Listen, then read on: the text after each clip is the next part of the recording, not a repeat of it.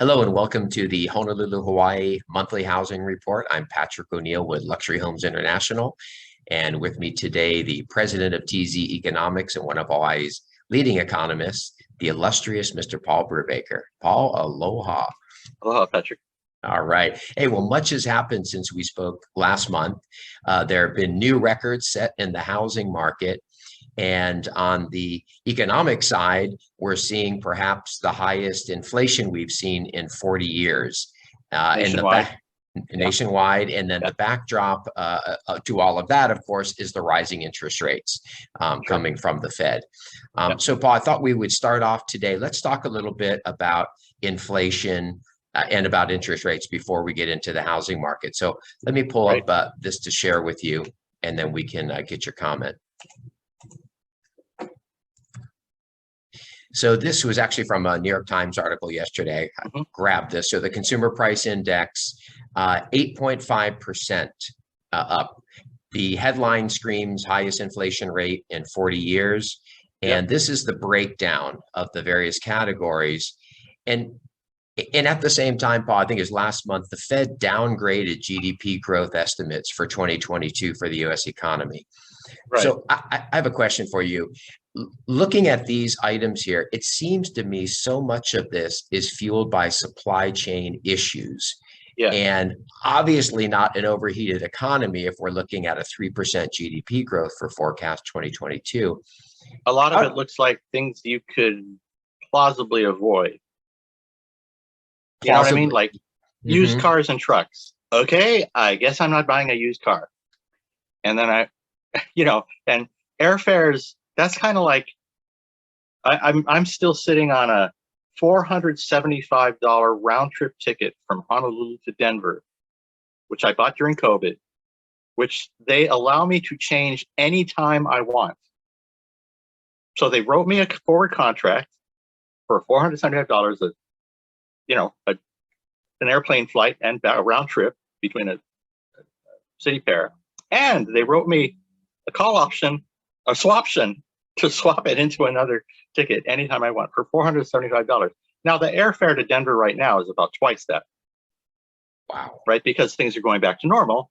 People are traveling again. But I bought this ticket when they were desperate. They just wanted my cash 2 years ago, whether or not I flew. So they took my cash and then they wrote me a ticket that I could use in the future. And that made sense then. And $700, $800 makes sense now. So, but on the other hand, things like fuel, hard to avoid. Fuel costs, although, as you say, supply chain impacts, that's coming from global recovery from COVID. So demand is rising faster than supply. With the kicker that the Russian invasion of Ukraine, Russia as a major producer, sanctions and whatnot, have disrupted the oil markets. So there's a little supply, anomaly going on there. And then other things like in the food space, you've got bird flu wiping out millions of chickens in the United States. And the question with food is, where do you go, right? If it's in certain food items, then you can avoid it by substituting other food items. But if it's food items broadly, then that's a problem. And Paul, so if we look at this, sounds like maybe in some ways we agree it's a supply chain issue here. How does this compare to historical periods of inflation? Go back to that slide you had and the one just before the bar chart with the 1970s in there. And you can see one more before that. You see in the 70s, we had these big inflation spikes that everybody now is comparing the current inflation to. And the reason we had big inflation spikes in the late 60s and throughout the 70s was threefold. One was that the 60s itself, with the war on poverty, the war in Vietnam, was a period of tremendous federal fiscal stimulus to the economy, kind of going overboard, fighting wars on every front, so to speak, creating Medicare, that kind of stuff. The second factor is that the Federal Reserve really hadn't figured out how to contain inflation. We'd gone through a fortunate period in the post-war era where productivity growth was high, which kept inflation down. The Fed didn't really have to worry about inflation in any persistent sense. But once we got into the 60s and 70s, inflation began to sort of build on itself, inflation expectations, contractual wage stickiness, contractual arrangements perpetuated inflation once it appeared. And the Fed was trying to figure out how to deal with that. And it finally learned under Paul Volcker or after Paul Volcker in 1980. But the third factor is the one you're talking about, which are the supply shocks. Yom Kippur War in the fall of 1973 and the Arab oil embargo, which accompanied that war, where Israel's supporters were not allowed to buy oil from oil exporters in OPEC. That caused a huge increase in energy costs, as we're seeing now from disruptions in the oil market, also associated with the war, also associated with what we call sanctions now, and talk about an embargo, or maybe just creating escrow accounts where the Russians don't get paid for their oil now, they get paid for their oil later when they stand down in Ukraine or whatever. We had a second oil shock in 1979, accompanying the Iranian Revolution, where again OPEC sort of stood behind Iran as an OPEC member, and so that mix of macro excesses originating in federal fiscal policy being a little too stimulative, monetary policy that had to learn those lessons and now has back in the 1780s, and finally the supply shocks. We're seeing a combination not unlike that, because we had the fiscal stimuli from the Trump administration intervention in March 2020, the CARES Act, the Consolidated Appropriations Act at the end of 2020, Biden's, what was it called? Anyway, another stimulus in March 2021. And those stimuli feeding $5 trillion in federal support for households and businesses and whatnot, when in retrospect it looks like 4 trillion would have done it. You know what I mean? Like maybe 5 trillion was over the top, have created these inflation pressures that in turn have generated the supply shocks to which you refer. So for example, people got a check, they want to buy a new pickup truck, but there's not enough semiconductors to go into the vehicles because the semiconductors all went to the laptops that we bought for our kids so we could homeschool them a year ago. And there's only so many foundries on the planet that produce the top grade semiconductors. And so now they're assembled motor vehicles sitting around factories around the world, waiting for the final chipset to be installed so that those cars can be delivered and people turn their attention to used cars. And so talking about that for a minute, if the supply chain issue, COVID went away tomorrow, the factories reopen around the world, Russia ends the war, the supply chain part of this thing kind of solves itself, however long that takes.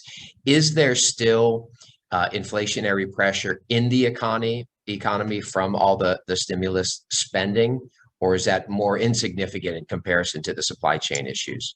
There's really these two forces of the three, the macro factors that are coming from a legacy of the stimulus, legacy of probably, in retrospect, excessive stimulus. Remember, at the time, it's just triage. We don't know. Right. We just know we need to go big or go home, right. or this is going to be a depression, not a recession.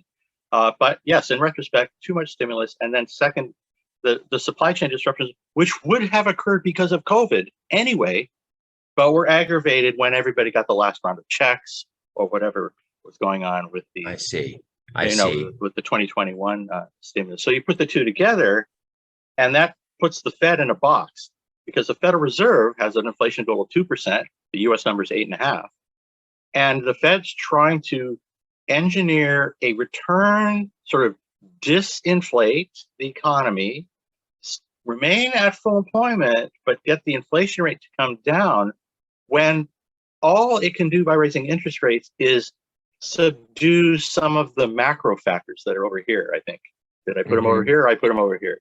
The macro factors over here can be subdued with higher interest rates, which reduce investment, which are a headwind for real estate transactions, right? But on the supply side, somebody's got to build a new semiconductor foundry. Somebody's got to figure out where the oil's going to come from, if it's not going to come from Russia. And the Federal Reserve, or monetary policymakers around the world can't do anything about Right. semiconductor foundries or Russian oil pipeline.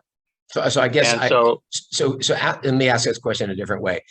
With the Fed increasing interest rates theoretically to shrink the money supply, do you think this will have an impact on inflation this round, or is it just something to do? Oh yeah, I mean, the both of these elements, the macro part can be managed. Let's say the macro half can be managed. Let's decompose the national numbers.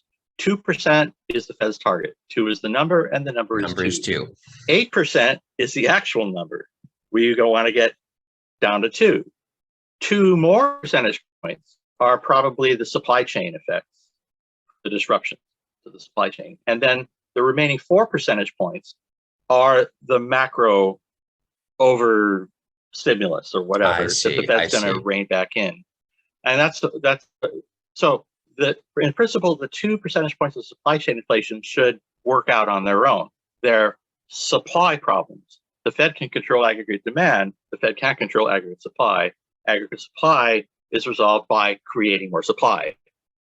I see. Right, resolving the logistics disruption. And is Hawaii tracking in this same sort of inflationary rate? We're looking at national numbers, but are we tracking in that we can look at these.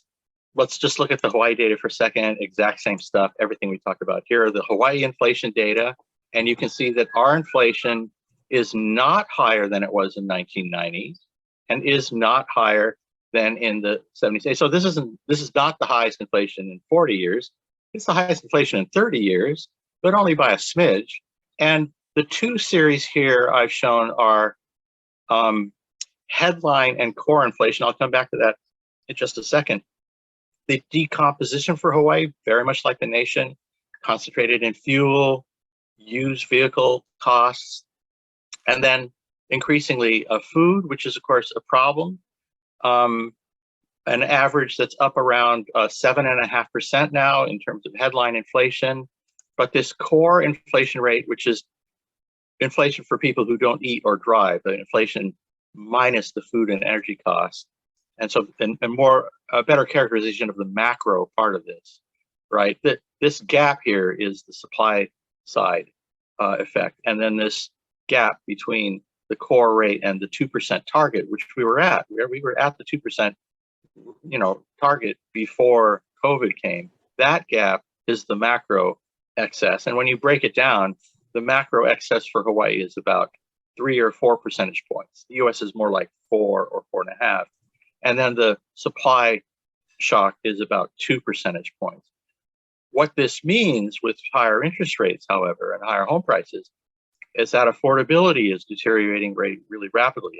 And just to segue into your next question, if I can find my chart, there it is, that these increases in home prices, which we're going to talk about in just a second, when you combine with the higher interest, the higher interest rates, the Fed's response to higher inflation, with mortgage rates going from below 3% to about 5% now, those are all going to have an adverse impact. They're all going to push back on real estate transactions volumes. So take a little bit of the energy, a little bit of the momentum out of that train. And so that's the potential headwind for the housing market. That's the potential headwind, yeah. I see. And then and right now, the Fed sort of had signaled they're going to raise rates over the year by 1 basis point. Is that still what they're saying, or? I think it's closer to 200 basis points. Wow. At this juncture. I see. Well, it's moving from the 100 basis points to the 200 basis points as people realize that inflation turned out higher than expected, and therefore the Fed has to react more vigorously, and a more vigorous Fed response and higher interest rates sooner mean that GDP is going to not grow as much as it would have otherwise. I see. And Paul, any predictions for you heading into this year for interest rates on the 30-year fix for single family homes? Well, let's go back and look at that. This is the chart that the Fed actually publishes. These are weekly data through, what's today? The almost Good Friday. This is data through last Thursday. Oh, we must have a new data point. We could go look for it if you want to. Anyway, it's probably 5% right now. And you can see the 200 basis points, the 2 percentage points I was talking about, the Fed raising the overnight rate, maybe 200 basis points. That's already built in at this 30-year mortgage rate, into the 30-year mortgage rate. In round numbers, we're seeing what is expected for the overnight rate already has happened at the long end of the curve, so to speak. I mean, it's a little more complicated. Through the bond market, and the markets are building it in already. Exactly. You hear the yield curve flattening. That's exactly what's going on. And there are two components of that are higher inflation expectations. Although in the long run, 30 years, in the long run, the public's expectation of inflation is well anchored in the 2% long run goal. It's just that we see a little inflation at the front end of the 30 years, which maybe makes the average somewhat higher than 2%. But the other factor that's pushing up long-term interest rates is an inflation risk premium. That is, before we were pretty sure the Fed could handle 2%, and that a year ago we were pretty sure that the supply shock would have a relatively modest impact on inflation. Both of those things turned out to be insufficiently pessimistic, right? Mm-hmm. And so we've been surprised by more inflation than we thought. We've been surprised by more persistence of the supply shock we thought there'd be. And here's a newsflash: we're going to be surprised by yet another COVID wave this summer, which is going to crash tourism, and because nobody's wearing masks and whatever.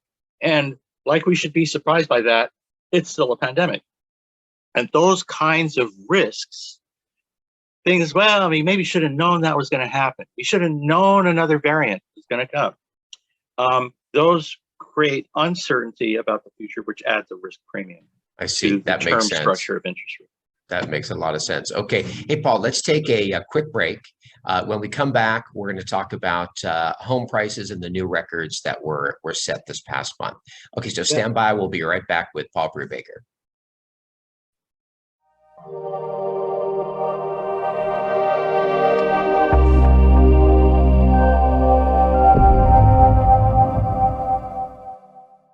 Okay, and we're back with Paul Brewbaker, leading economist here in the state of Hawaii, and we're just about to talk about home prices. And Paul, let me pull up the latest statistics from the Board of Realtors. So this just came out. This is last month's statistics, and I thought we would start with the new records that were set. First one, highest ever median price of a condo, and the second highest was actually set earlier in the year. And when we look year to date compared to 2021, we're up 12%. And looking back to 20, we're up 18%. We were just talking earlier, the long-term trend line on this kind of stuff is 4%. This seems pretty high, right? I mean, as we're looking at long-term. And then now let's jump over to single-family home, another all-time price high record. And this is what really stood out to me. We're up 20% year to date this year alone, and we're up 41% compared to 2020.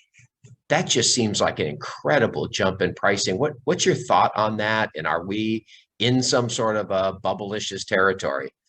Yeah, I was definitely, I had a colleague who used to say that 20% was a bubble, and I always, that's not the best way to define a bubble, but by his definition, we're there. It is, by the way, it's 20% that's basically the first quarter, right? The year to date, 2021, it's the first quarter of 2022, and that's over the first quarter of 2020. So that's a year over year, an annual increase of 20%, a 2-year increase of 40%, which is like 20% per year compounded. You see what I mean? Yes, so yes. Let's just call the velocity 20% per annum, whereas over in the condo side, it's 10 or 15%. It's higher than 10, but lower than 15, and over 2 years, it's only 20%. And so the question is, what kind of a bubble has 20% appreciation in one side of the market and only 10 or 15% on the other side of the market? And what kind of bubble is it where 2/3 of the transactions are happening in the low appreciation market segment, right? which is the condo which is the segment. condo segment. There's twice as many condo sales as there are single family home sales in any given year. And it's ordinarily in a true bubble, and we've had those in Hawaii, we've had those in Honolulu, right? In a true bubble, everything's rising at 20%. So that's still a mystery, and why I'm still a little reluctant to call it a bubble, although it sure looks bubblicious to me. Okay, and then so pushing right into that, you brought the 20%, perfect lead in. You know, we looked at this last year also, and now we're going to go back and look at historical figures going back to 1985. The only times we had price appreciation single family homes, one during the Japanese bubble period, second the subprime, and then you can see where we're tracking right now, where these are probably going to be 2 years over 20%. Does this give you pause at all, or it's just sort of an interesting statistic? Oh, no, there's definitely a pattern here. And in fact, it's too bad these data don't go back to 1975. And not to call out a competitor, but if you were to find Mike Sklar's somewhere, he hides out at his own new company called Collateral Analytics.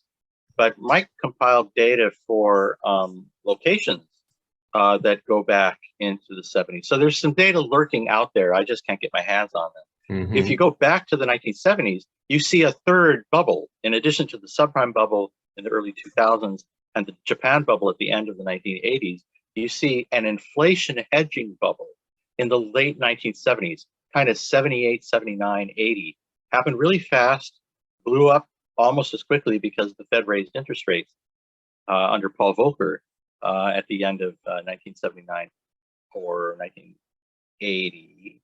But at any rate, the point is that the bubbles have come and gone in the past. At least two of them were associated with a high inflation backdrop, the late 70s bubble and then the late 80s bubble, which was the last time Honolulu inflation was as high as it is now, which is 7.5%, was actually in the spring of 1991, at the time of the of Operation Desert Storm, Persian Gulf War, but more generally at the peak of the Japan bubble. Right. The question now is whether the boxes at the bottom of your slide here, whether there is a COVID bubble or not. And as I've suggested, when it's not uniform, as we now see, when it's happening in single family homes twice as vigorously as is happening in condos, which are twice the volumes of single family home sales, it's a little more confusing than the very obvious bubbles we saw in the past. Wow. And I mean, when you say that, it almost makes it sound like more bubblicious on the single family side. And let me pull up one other thing here. This is sales volume. Last year, 2021, third highest sale volume of all time, minus the 1970s, I'm sure. But the only other times we were hitting this type of volume really was the subprime. That's number 1, 2. We're number 3 last year in 2021. Right now, we're tracking on these same types of numbers right now. Now, maybe the interest rates will slow this down a little bit. And Paul, when we look at all this, how does this compare to the long-term trend line? Seeing 20% price appreciation, even with the condos, 12 and 18% appreciation. How do we look from a long-term trend line? But we should give credit where credit is due. I mentioned Mike Sklar's, who convinced Bill Lee. Oh, wasn't it? No, it was, who was the location? Bill Chi. Bill Chi, my bad. Convinced Bill Chi to buy a VAX mini computer in 1976, before the IBM PC. Convinced Bill Chi to buy a computer to compile MLS data. And then the late Harvey Shapiro was hired by the Honolulu Board of Realtors in the 1980s to build an MLS, help build the code, the MLS system, and he ended up compiling the data we use now. So thanks to those guys, but especially good old Harvey Shapiro, we have these data to which you referred in the tables, and so let's visualize them a little, because this is really helpful. Here are the same Honolulu Board of Realtors data. I have seasonally adjusted. So these are monthly data that I've taken this out of which I've taken, removed the seasonality to illustrate 3 aspects of the data. The single family home prices, which are on the right scale of this chart, were appreciating at about 4% per annum in the 20 teens. That's the long straight line there. and a 95% confidence interval around that estimate. We're appreciating at about 4% until COVID went into a bit of a slump in the first few months after COVID, right? And then as of June 2020, exploded on the path we're now seeing, this 20% per annum appreciation trajectory that you see breaking out of the 95% confidence interval. On the condo side, where prices had actually been rising slightly faster, 5% instead of 4%, but in the neighborhood, 4 to 5%. Prices in the condo segment after COVID also slumped because people stayed home for a couple months.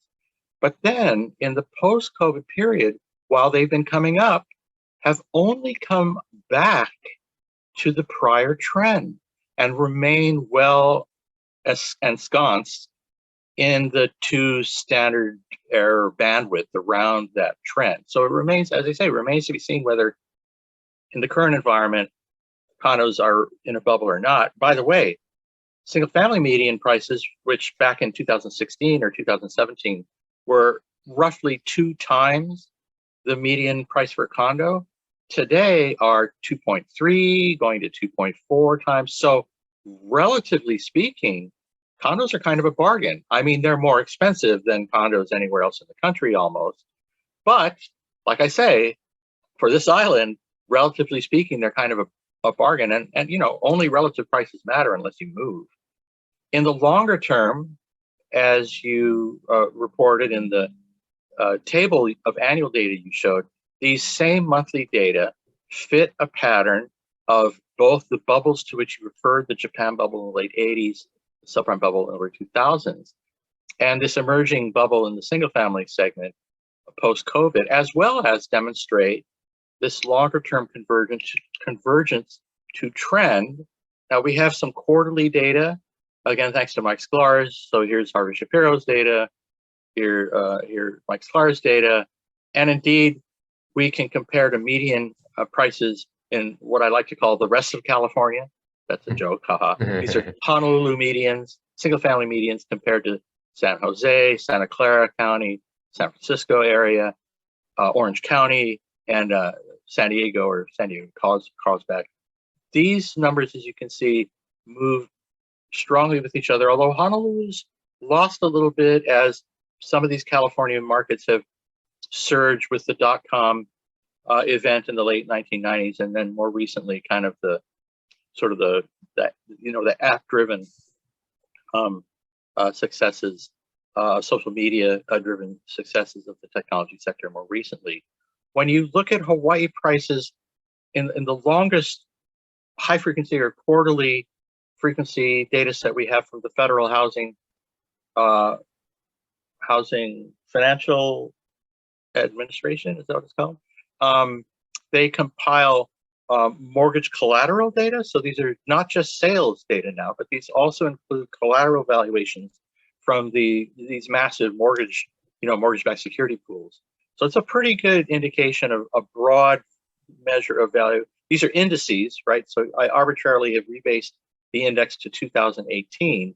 Again, you see the convergence over the cycle. You see the cycles. There's that late 70s inflation bubble. And you can see that all of the identifiable metro and non-metro markets in Hawaii, which would be urban Honolulu, MSA, or Oahu, Maui, which is a metropolitan statistical area now, and the Kauai sort of Big Island combo, which is the non-metro portion. They all have the same set of properties, including another one, which is deceleration. You see that long curve?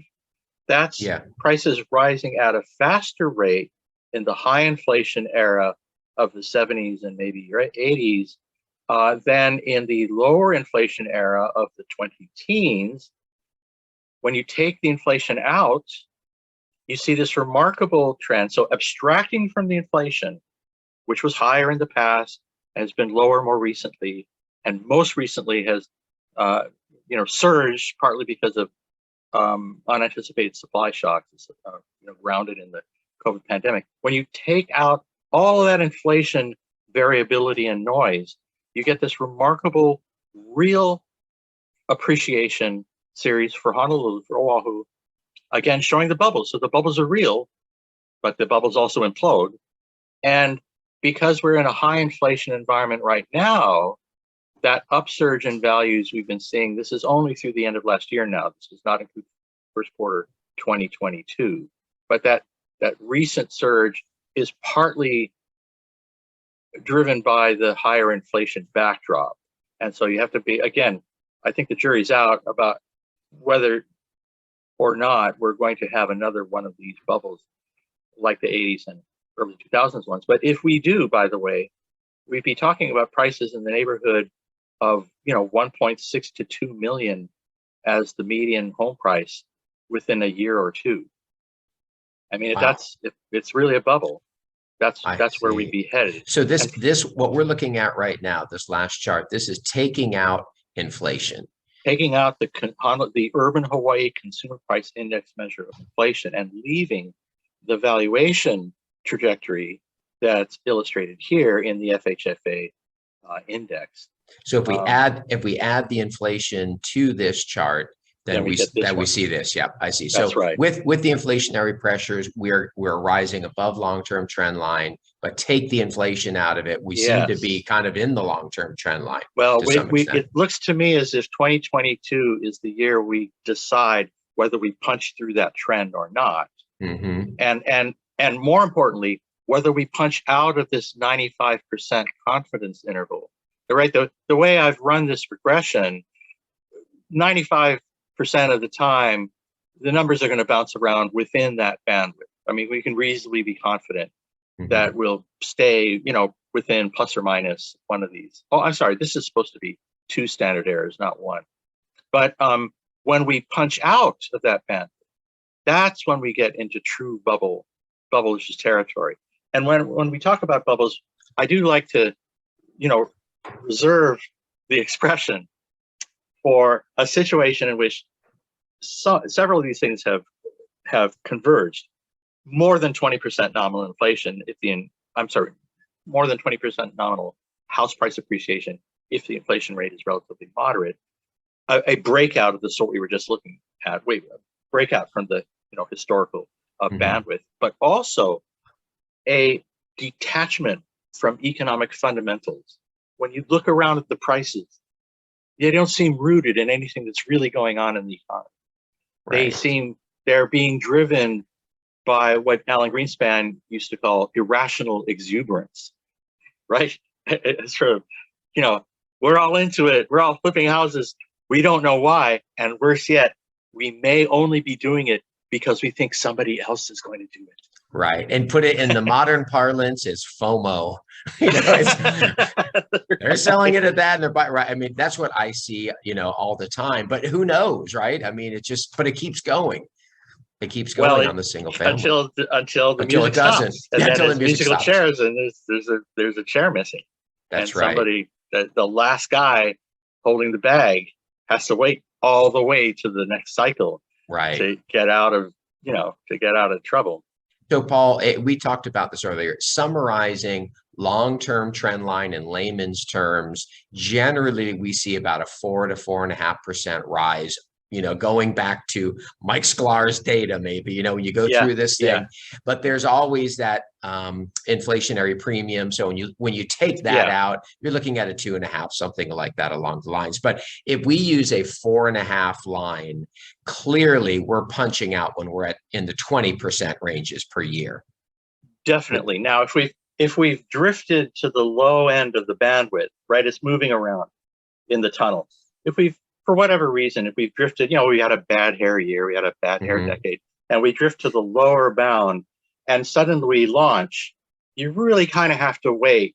Right. The first few years is premature to call it a bubble. It may just be, a rebound. Yes. And overshoots a long-term trend line, regresses back down. Yeah, if it really overshoots. But hey, we're on the threshold of doing that, and that's why this moment is so interesting, because the Fed may have dialed up interest rates enough to preempt the breakout. Right. We just don't know. And another way of putting that is it's going to be a larger and larger gamble to bet on the next 20%. Yes, than it was right on the last 20%. So you got to have a really speculative nature to stay in the game as we move forward, or stay in the same game as we move forward. Now, if you need a house, you need a house. Go buy a house. I mean, because if you buy a house, you get on this escalator and you don't care about the roller coaster. You're just there for the ride because you need a house. And that's another thing people always forget. Now, yes, you can be strategic about buying a house. And I was talking to some undergraduates just last week. This week, I've been talking to undergraduates about this at UH West Oahu, and I talked to some undergraduates at Manoa last week, econ students.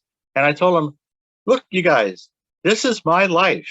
When I was 20, was over here, and here's where I am. Here's where you will be when you're my age. You will get 4 of these in your life. And here's what's going to happen. You're going to miss the first one because you're not paying attention. And you may miss the second one because you just got divorced. And so you only have a couple, right? You got to plan now to mobilize the down payment, to get the family hui, to have a plan with Tutu, so that whatever you're, to strike it rich on the app you're going to code between now and then, and get some intellectual property. You got to approach it strategically as a young person. And we should probably add just one final. That's in real terms, right? Let's go back. That's in 2 to 2.5% real appreciation per year, plus 2% inflation, right? If that's so, past performance is no guarantee of future blah blah blah. But we can reasonably say that for the next 5 or 10 years, it's probably going to be pretty close to the 2.5 or 2% real appreciation we saw, and we can probably rely on the Federal Reserve's guidance that it's going to keep us in the neighborhood of 2% inflation, and 2 plus 2 is 4, and 2 plus 2.5 is 4.5. Here's the longer term issue. The reason we have this 4 or 4.5% in nominal terms, or 2 or 2.5% in real terms, is because we live in this world. We live in the 2 to 2.5% appreciation world, but the world that the boomers were born into back in the 50s and 60s was a world with higher real appreciation. The economy really was growing faster. The real return on capital in the 1950s and the 1960s really was higher. And we should be thinking, and I tell this to the young people, you millennials need to be thinking about the world you're going to help create as a contributor to your community, as a participant in democratic institutions, as a shaper of public policy and housing policy. Because the reason we had high yields back in the day is because you could build houses back in the day. And the reason we don't have those now is no can. If can. If no can. You cannot build a house today. And so when demand shows up, the prices launch. Yeah, that's been the challenge for Hawaii since I've been here.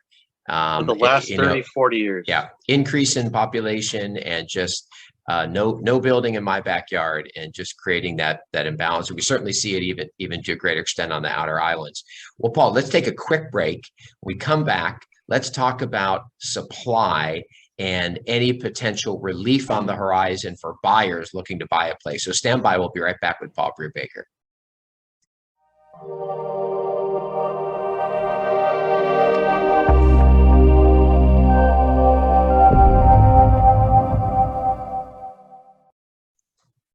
Okay, and we're back with Paul Brewbaker. We're just about to talk about inventory in the market, see if there's any relief on the horizon for buyers. So, Paul, let me pull up this, going back to the Honolulu Board of Realtor statistics, looking at active inventory.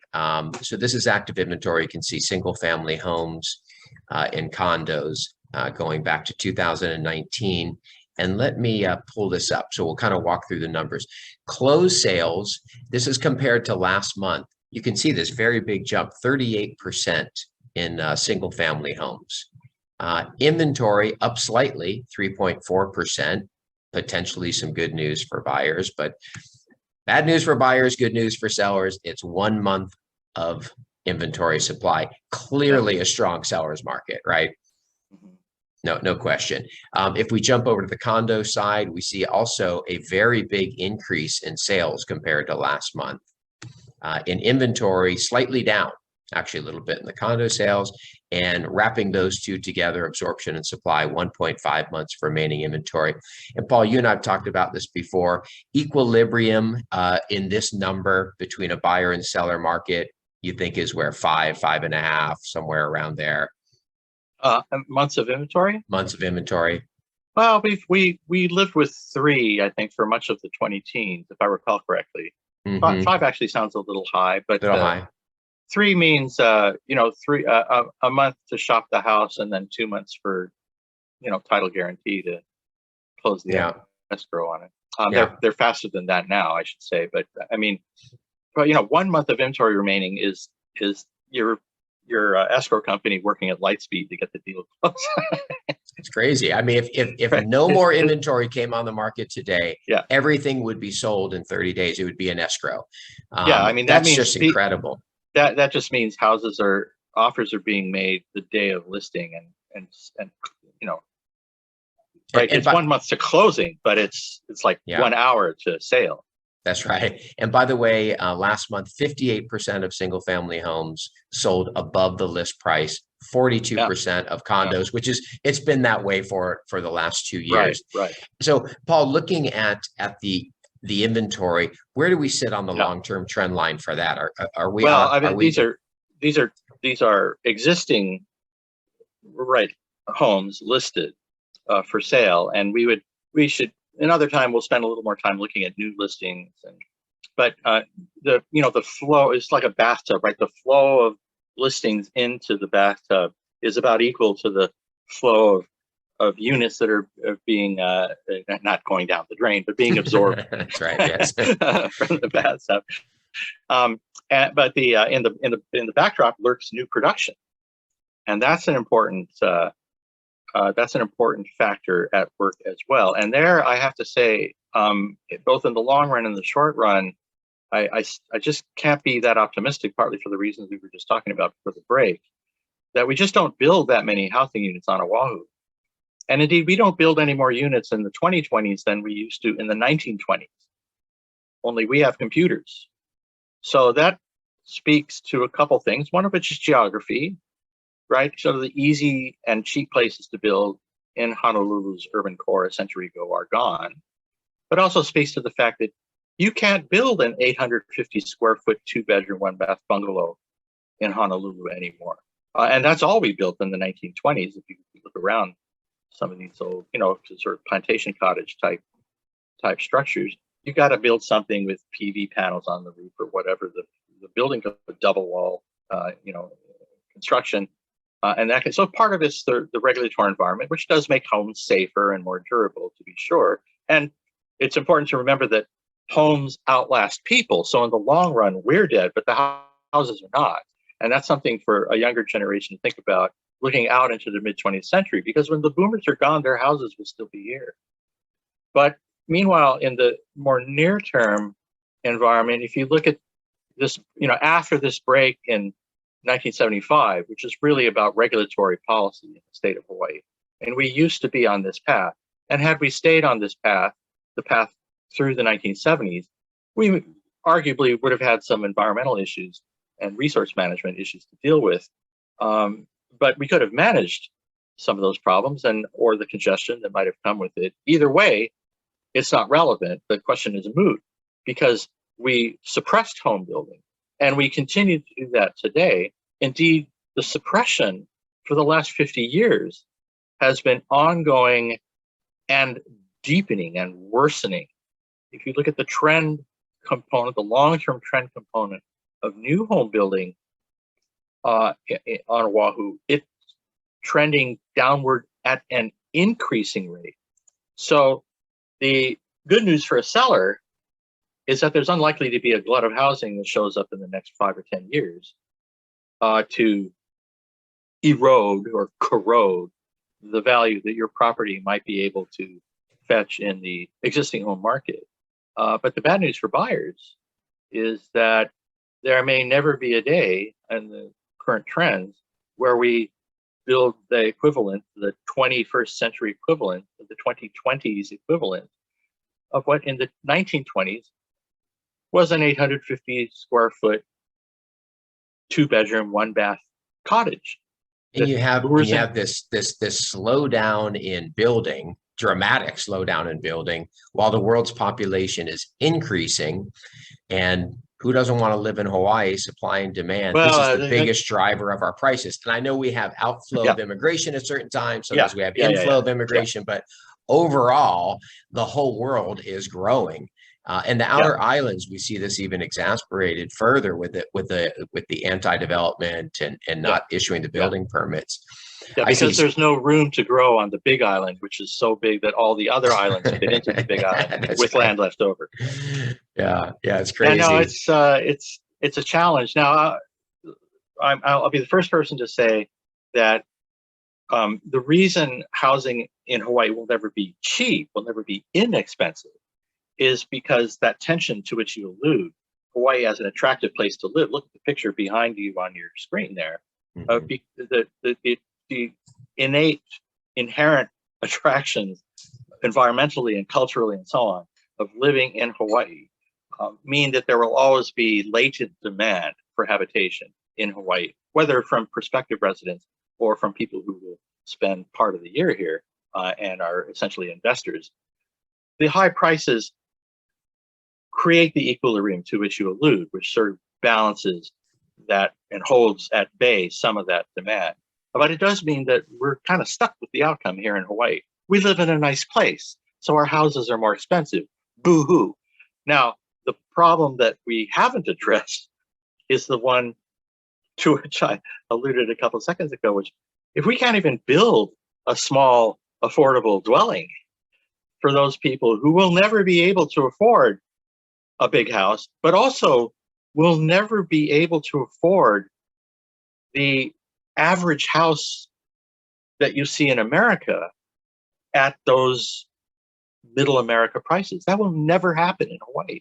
So the only thing we can provide for people that, the half the population that will always be in that situation, which is most young people and a lot of others, is to have production of the smaller units. And apartment buildings. It's not talking rocket science here. We don't have to invent a rocket that can launch and land back on Earth like Elon Musk. You just need apartment building.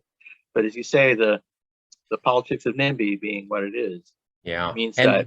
And it's good to see the development that's taken place in the urban core, as you talked for years along Kapiolani and Malka of Kapiolani. It's great to see that because it is bringing some more workforce housing into the market. It's true that building any inventory helps solve the housing shortage. If all you built was high-end units, that would be one less unit that a high-end investor wouldn't have bought in the neighborhood in the picture behind, because they could get a nice penthouse somewhere on the other side of the island. But if we could build more of all units, that would be ideal. Yep, no question. Well, Paul, I really enjoy this time spent with you and really look forward to next month. Thank you very much. For everyone who's watched, especially Mike Sklar's, please hit the thumbs up below and consider subscribing to our channel. We stand on the shoulders of giants who came before us. So thanks to Mike, who's still around, and the late Harvey Shapiro. And please send Paul your data. All right. Well, Paul, take good care of yourself, and everyone will see you soon. Be safe and aloha.